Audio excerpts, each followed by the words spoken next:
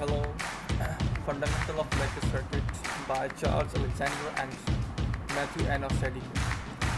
आज हम इस बुक के ज़रिए फंडामेंटल्स यानी कि लीनियर सर्किट एनालिसिस का एक चैप्टर बिगिन कर रहे हैं और इसमें बेसिक कॉन्सेप्ट्स जो पहला चैप्टर है वो आज इस वीडियो में हम कवर करेंगे। इस वीडियो की जो पर्टिकुलर टॉपिक्स हैं जो आज हम डिस्कस करेंगे, जिसके कॉन्सेप्ट क्लियर करेंगे, जिनमें इलेक्ट्रिक करंट है और इसकी टाइप्स क्या हैं, electric current, electric circuit, electric voltage and its types, power, energy and Ohm's law. ये होपफुली हम इसमें कवर करने की कोशिश करेंगे और इसे आप होपफुली कवर कर लेंगे, अंडरस्टैंड करेंगे। हम इतनी आसान तरीक़ों से समझाऊंगा।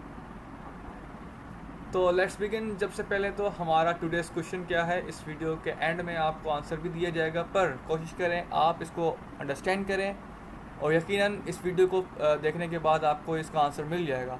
पर आप अपनी तरफ से कमेंट्स बॉक्स में अपना आंसर दिएगा, कोशिश ज़रूर कीजिएगा, चाहे गलत हो या सही हो, सब सीखने के लिए है। सबसे पहले कि why wiring of house is laid in parallel. हम अपने घर की जो वायरिंग होती है वो इलेक्ट्रिशियन या हम खुद पैरेलल क्यों बिछा रहे होते हैं, उसकी क्या वजह है। ये आपके यहाँ ऑप्शंस दिए हुए, अनफॉर्चुनेटली ये बाय मिस्टेक सब के सब ए हैं, पर ABCD है, तो इसके आंसर आप कमेंट्स बॉक्स में ज़रूर दीजिएगा। वैसे तो आपको आखिर में वीडियो के पता चल ही जाएगा। तो इलेक्ट्रिक सर्किट क्या है? Electric circuit is basically interconnection, मतलब इंटरकनेक्शन ऑफ इलेक्ट्रिक एलिमेंट्स, चाहे वो बल्ब हो, चाहे मोटर हो, चाहे किसी भी टाइप का एलिमेंट हो जो एनर्जी डिसिपेट करे इलेक्ट्रिक, उसको इलेक्ट्रिक एलिमेंट कहते हैं। वो यहाँ पर इंटरकनेक्टेड हो और वो सोर्स के साथ कनेक्टेड हो तो उसे हम इलेक्ट्रिक सर्किट कहते हैं। ये जितने भी आप देख रहे हैं यहाँ पर बल्ब लगे हुए हैं, ये आपस में इंटरकनेक्टेड हैं, इसे हम इलेक्ट्रिक सर्किट कहते हैं। ये यहाँ पर पैरेलल भी हो सकता है, ये सीरीज़ भी हो सकता है और इन दोनों का कम्बिनेशन भी हो सकता है, यानी सीरीज़ और पैरेलल का कम्बिनेशन हो के भी एक सर्किट बनाया जा सकता है। ये हम आगे फर्दर डिस्कस करेंगे नेक्स्ट चैप्टर में। सीरीज़ कनेक्शन और पैरेलल कनेक्शन और इन दोनों के कम्बिनेशन को हम सॉल्व करेंगे होपफुली। यहाँ पर देखा जाए कि सीरीज़ कंडीशन, हम यहाँ पे कुछ प्रॉपर्टीज़ अंडरस्टैंड करेंगे। सीरीज़ में हमेशा करंट सेम रहता है पर वोल्टेज डिफरेंट रहता है। जैसे अगर यहाँ पर 1 एम्पेयर का करंट इस बल्ब के यहाँ आ रहा है तो तमाम यहाँ से लेके इसके पास तीनों बल्ब्स के पास 1 एम्पेयर ही मिलेगा। पर यहाँ पर इन तीनों के पास वोल्टेजेस डिफरेंट होंगे। अगर यहाँ पर 20 वोल्ट है तो यहाँ मे बी 15 हो सकता है, मे बी 16, और यहाँ पर मे बी 10 हो सकते हैं। और यहाँ पर अब देखा जाए तो पैरेलल की खसूसियात ये होती हैं कि वोल्टेज हमेशा सेम रहता है। अगर यहाँ 20 वोल्ट है तो इन दोनों बाकियों के पास भी 20 वोल्ट ही मिलेंगे। पर यहाँ पर अगर करंट डिफरेंट रहता है हमारे यहाँ पैरेलल सर्किट में, यहाँ पर अगर 1 एम्पेयर है तो यहाँ पर मे बी 0.5 हो और यहाँ पर मे बी 0.1 हो।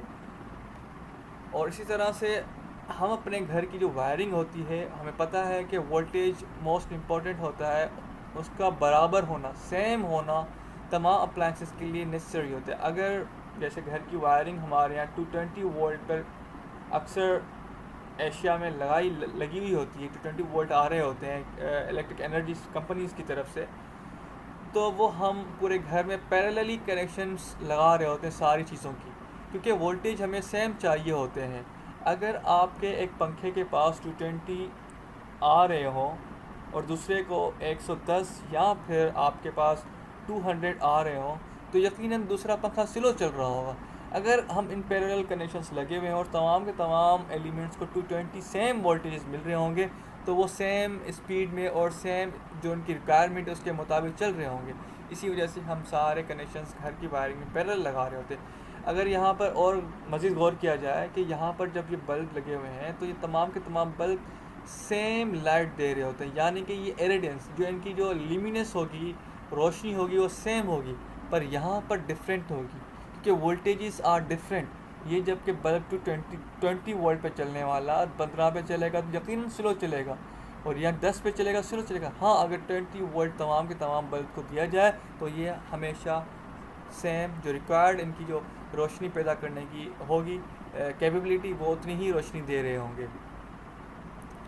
इलेक्ट्रिक करंट, सबसे पहले इलेक्ट्रिक करंट को अंडरस्टैंड करने के लिए इलेक्ट्रिक चार्ज को अंडरस्टैंड करना लाजमी है। हमें पता है कि हमारे यहाँ जितने भी इलेक्ट्रॉन्स पाए जाते हैं एटम्स होते हैं, उनके अंदर एक न्यूक्लियस और फिर वैलेंस शेल, और न्यूक्लियस के अंदर हमारे पास प्रोटॉन और न्यूट्रॉन पाए जाते हैं, पर इलेक्ट्रॉन्स जो कि वैलेंस शेल में और शेल्स के अंदर रोटेट कर रहे होते हैं। तो ये जो इलेक्ट्रॉन्स होते हैं यही मेन चीज़ है, यही ट्रेवल कर रहे होते हैं इलेक्ट्रिक कंडक्टर के अंदर, एक जगह से पॉजिटिव टर्मिनल से नेगेटिव टर्मिनल की तरफ या नेगेटिव टर्मिनल से पॉजिटिव टर्मिनल की तरफ। यही बेसिकली इलेक्ट्रिक करंट है।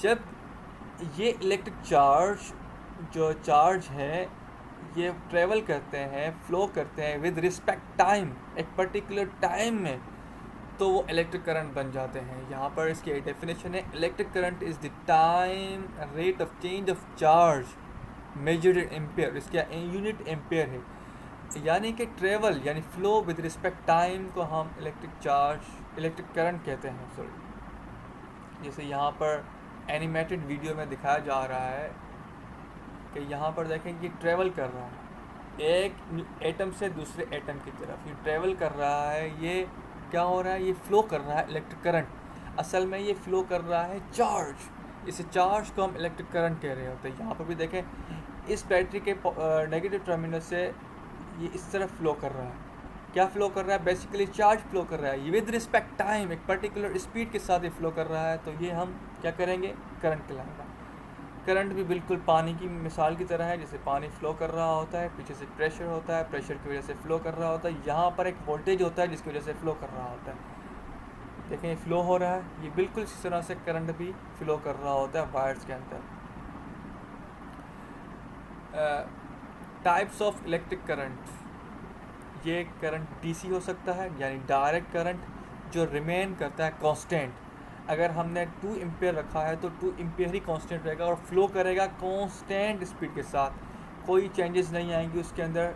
ग्राफ दिया गया है, जैसे कि यहाँ पर ये करंट देखें, ये फ्लो कर रहा है, ये इसकी जो ग्राफ में कंडीशन दिखाई गई, ये फ्लो इसका जो कांस्टेंट है, इस पर कोई साइनोसाइडल या कोई चेंजेस नहीं आ रहे हैं। दूसरा करंट जिसे हम ऐसी करंट कहते हैं, अल्टरनेटिंग करंट जिसे हम कहते हैं, जो कि वेरी करता है sinusoidal with time.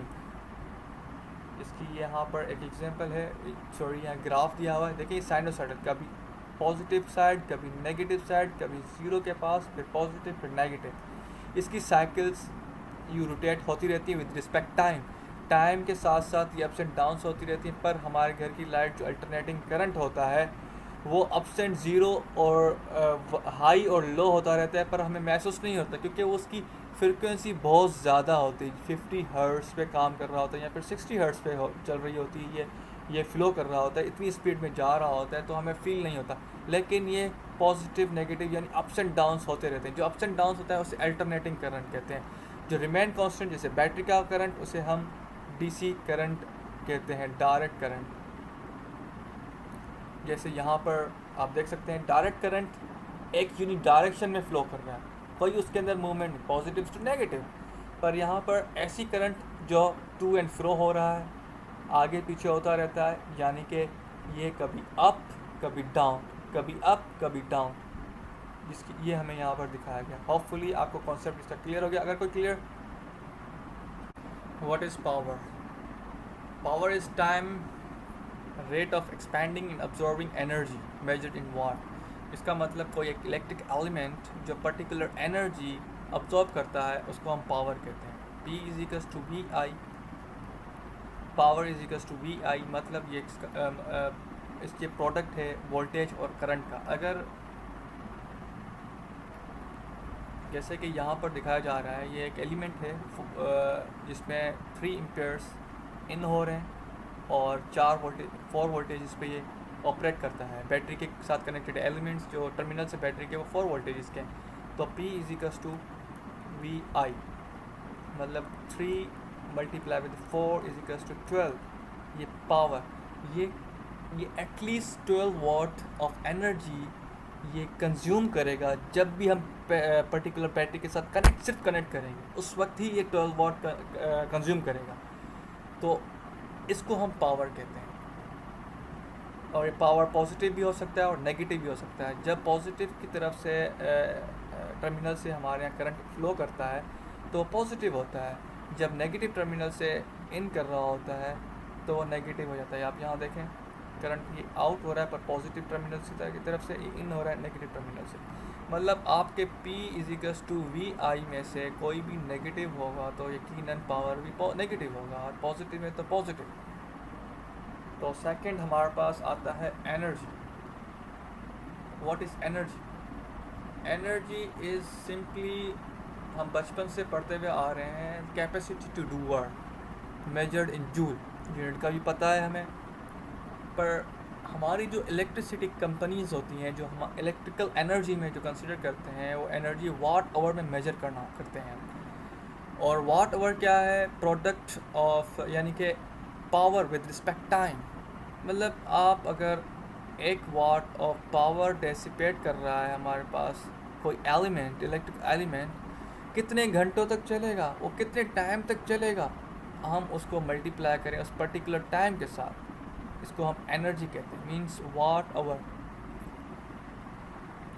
Power multiply with time is called energy.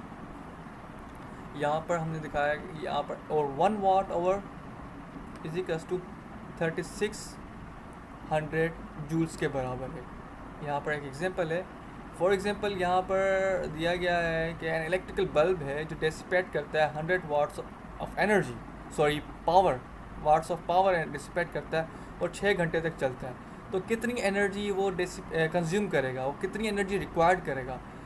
Simply 600 watt, यानी कि 100 जो वाट है multiply with time, 600 watt hours हो गया, और हम जूल्स में कन्वर्ट करें तो 21,60,000 ऑफ एनर्जी ये डिसिपेट करेगा, यूज़ करेगा, कंज्यूम करेगा। वो रिक्वायर्ड करता है इतने घंटों तक, ये बल्ब रिक्वायर्ड करता है चलने के लिए, यानी कि रोशन होने के लिए इतनी एनर्जी रिक्वायर्ड करता है। Ohm's law, what is Ohm law? ये मोस्ट इम्पॉर्टेंट लॉ है जो कि आपको आखिर तक आपका पीछा नहीं छोड़ेगा, इसीलिए इसको अंडरस्टैंड करना बहुत अहम है। ये प्रोडक्ट है करंट का I और रेजिस्टर का R। यानी रेजिस्टर हम कहते हैं रुकावट, जो करंट के फ्लो होने को रोके, उसको रुकावट कहते हैं, रेजिस्टर कहते हैं। और करंट आपको पता है, हम अंडरस्टैंड कर चुके हैं। वोल्टेज को अंडरस्टैंड करना चाहते हैं आसान अल्फाज में, वोल्टेज एक प्रेशर है, जैसे पंप एक प्रेशर क्रिएट करता है पानी को फ्लो होने के लिए। पानी तो एक जगह पे किसी टब में पड़ा है तो पड़ा ही रहेगा, पर वो फ्लो नहीं होगा। अगर हम इस टब को पंप की प्रेशर से प्रेशर दें तो पंप का ही फ्लो करना शुरू करेगा, बाहर निकलेगा और पाइप में पास होता शुरू दिखेगा। तो इसी तरह से करंट जो कि चार्ज है असल में, वो अगर किसी एटम के शेल में फ्लो कर रहा है, रोटेट कर रहा है, तो वो रोटेट करता रहेगा। तो उसको वहाँ से लीव करने के लिए एक particular energy, particular force, pressure चाहिए होता है, उसको हम वोल्टेज की शक्ल में कहा जाता है, उसको वोल्टेज कहते हैं। और ये चार्ज तब तक लीव नहीं करेगा अपने शेल को जब तक कि ये वोल्टेज बराबर ना हो इसके और इसके प्रोडक्ट के बराबर ना हो, यानी कि इन दोनों के प्रोडक्ट के बराबर नहीं होगा तब तक ये फ्लो नहीं करेगा। तो लिहाजा मैं समझ सकता हूँ कि आप अंडरस्टैंड कर चुके होंगे कि वोल्टेज क्या है, रेजिस्टर क्या है और एम्पियर करंट क्या है। तो फाइनली हमने जो स्टार्टिंग में एक क्वेश्चन पूछा था कि हम अपने घर की वायरिंग क्यों पैरेलल बिछा रहे होते हैं, उसका आंसर है बी, क्योंकि हमें वोल्टेजेस हर एलिमेंट को बराबर मिलने चाहिए होते हैं। क्योंकि हमारे जो एलिमेंट्स होते हैं अगर वो 220 वोल्ट पर चलने हैं तो तमाम के तमाम एलिमेंट 220 वोल्ट पर, जैसे कि हमारे रेफ्रिजरेटर हमारे यहाँ 220 पे चलेगा, फ़ैन 220 पे चलेगा। अगर हम इनको 220 पे ना देंगे तो यकीनन फ्रिज ट्रिप कर जाएगी, यकीनन पंखा स्लो चलेगा, बल्ब जो 220 पे चल रहा है वो स्लो यानी कि कम रोशन होगा। इसकी वजह से हमें मेंटेन रखने होते हैं वोल्टेजेस। और करंट की हमें कोई परवाह नहीं होती, क्योंकि एक ग्रिड जो स्टेशन से हमारे यहाँ करंट आ रहा होता है, कंपनी दे रही होती है, वो अनलिमिटेड होता है। तो वोल्टेजेस को मेंटेन होना बहुत अहम रखना होता है। Thank you for watching.